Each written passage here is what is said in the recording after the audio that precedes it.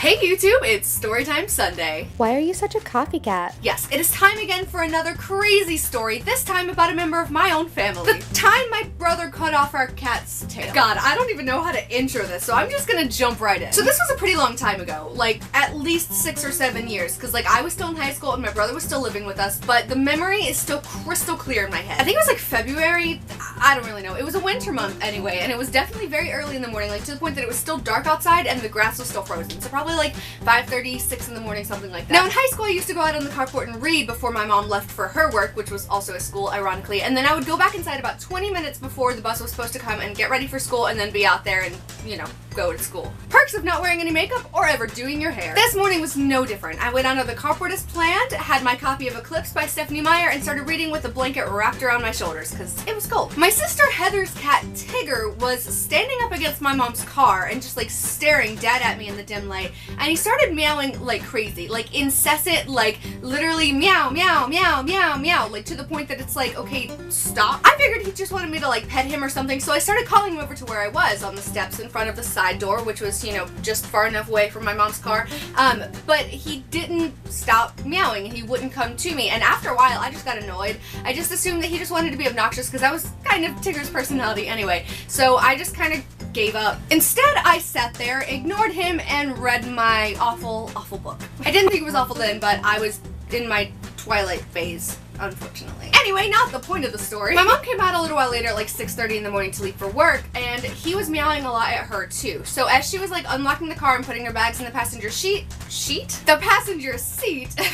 looked over at him and was like talking to him and like asking him what was up and like, yeah. But it was like he was meowing more the closer she got, which like you would kind of expect the opposite to happen if he just wants attention, you know? Now let me just say, this wasn't a normal meow. This was like this pitiful cry meow that was like really loud and again, incessant, which is kind of why I just thought that he wanted attention, but it really should have alarmed me more than it did because he didn't normally do it. It did kind of alarm my mom though, which was good, so after she put all of her stuff in the car and shut the door back, she bent down to pet him. It was then that she noticed that his fur had been frozen to the metal, like right underneath the door, like his butt like was pressed up against it and his legs were like, you know, like he was standing up. It looked like he was like, pet me, but it's because his butt was that high up. And so when she looked and like followed the trail or whatever, she saw that his tail was also shut in the door. After freaking out and getting everyone else in the house up, we found out that Timmy, my older brother, had gone in the car the night before to get something he'd left in there or something, and Tigger had followed him inside it. He was begging for attention as usual, but my brother kind of ignored it. I mean, he petted him a little bit, but then he like shooed him out of the car,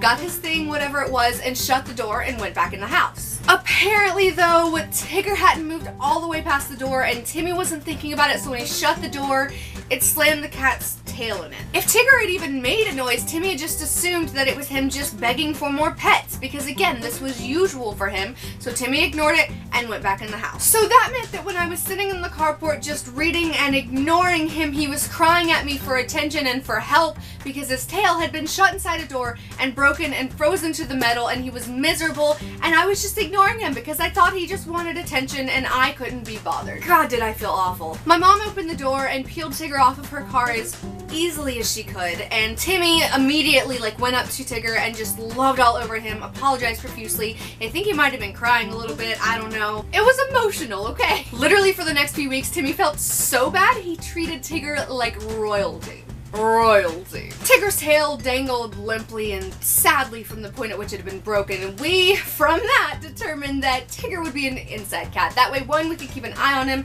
and two, it was kind of just like a, I'm sorry, this sucks, come live inside with us, it's better in there. Once he started getting a little bit better, we started letting him outside during the day and bringing him back in during the nighttime, so at least he still got to like run outside and play and stuff. And actually his tail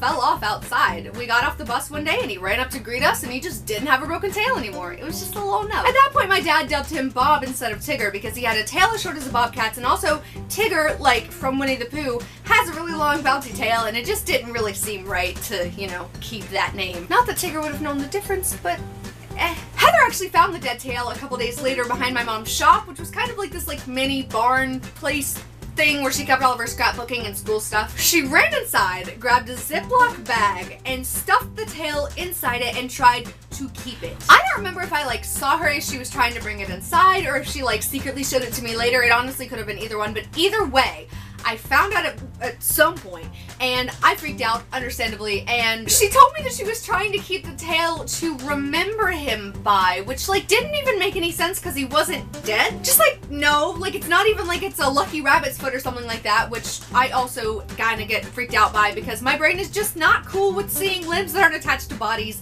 But no, it's literally your living cat's dead, broken tail. Why do you want to keep that? So naturally, I freaked out and told my parents, and they made her get rid of it. I don't know. I still don't understand that whole thing. I didn't get it then, and I don't get it now, and I honestly never will. But now I get why she kind of wants to be a surgeon. Luckily, though, after this whole fiasco, formerly Tigger and then renamed Bob had a really good life. He was an inside-outside cat for the rest of his life, which was not the original plan, for the record.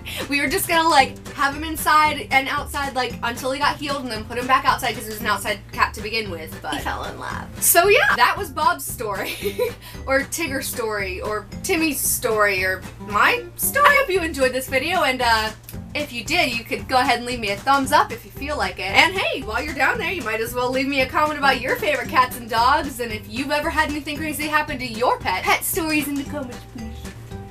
As always, please don't forget to subscribe so I can come up with a much better way to ask you guys. And welcome to all of the awesome new people who've gotten me up to 116 subscribers in just a couple weeks.